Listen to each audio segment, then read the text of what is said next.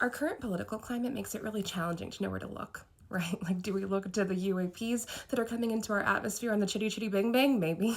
Do we look at the fact that Kash Patel spent a bunch of taxpayer money to go have a Make-A-Wish Kid Day with the US hockey team? Yeah, we could do that. Do we look at the fact that the Joker is pretending to send a non-existent hospital boat to Greenland because nobody really knows why? Yeah, maybe we could. Or do we look at the fact that it's very likely in the next 72 hours that we will be in full out war with the country of Iran? Hard to say. But in the midst of all this confusion, we cannot look away from the immigrant community and the thousands of people that are being detained illegally all over this country, the billions of dollars that our government is spending for these permanent facilities to be built. Because what happens when they do get everybody, right? They've clearly already gotten all of the real criminals. So now we're out here just scooping up kids and teachers and roofers and everybody else. Those buildings that they're making are permanent. So when they're out of immigrants to detain, who do you think is going to be next? Because these mega corporations who are making billions of dollars off of this horrible human trafficking scheme are not just going to be like,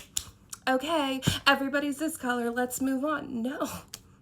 Obviously, this cruelty is incredibly lucrative for them. There are children that have been held for the last 200 days in these facilities, away from their family, away from their friends, away from their education, and they will never be able to recover from that. We're going to have an entire generation of adults, either in this country or out of it, who are so hostile to our government, and it will have been our fault.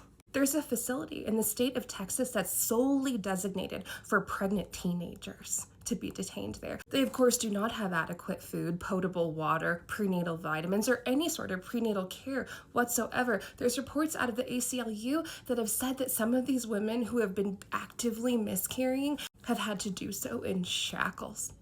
So even if you do think that crossing the border is some terrible crime, certainly you don't think that the children who have been brought along with it deserve to be tortured, right? I cannot bring myself to believe that those of you who claim to follow Jesus Christ believe that torturing pregnant children is an appropriate punishment for trying to find a better life for yourself.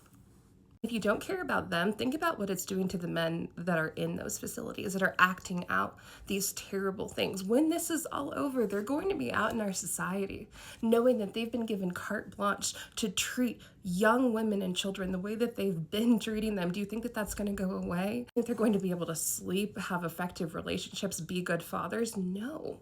This rot is going to have massive implications on our society for generations, and it's up to us to do something about it. So no, I do not want body cams. I want complete and utter abolition, a release of everybody in there who does not have a criminal record, and to rebuild the system from the bottom up. Sometimes a building is too destroyed to fix, and it needs to be demolished and rebuilt, and that's what we need in this country right now. The very soul of our nation depends on it.